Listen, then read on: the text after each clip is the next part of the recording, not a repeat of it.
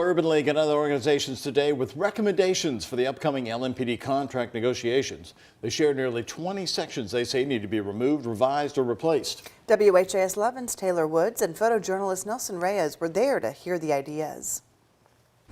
5 days after the DOJ released the scathing report of LMPD and Metro government's behavior, community organizations met at the Louisville Urban League to discuss recommendations for the upcoming LMPD contract, something the community has waited patiently for. And they say the real work begins now. This conduct is unacceptable. It is heartbreaking. It erodes the community trust necessary for effective policing. On Wednesday, March 8th, Attorney General Merrick Garland and the entire Department of Justice exposed several details of discriminatory policing within LMPD.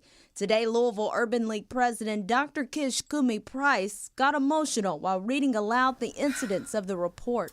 An LMPD officer ordered his dog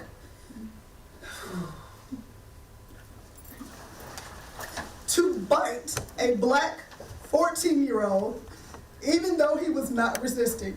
She and other community organizations like the ACLU, Vocal KY 490 Project, and others gathered to recommend solutions for the upcoming LMPD contract negotiations.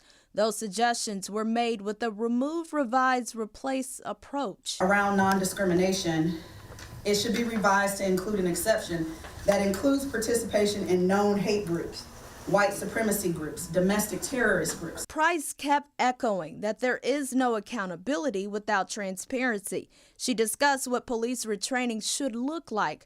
Price even expressed that a police officer's history file should be on record much longer.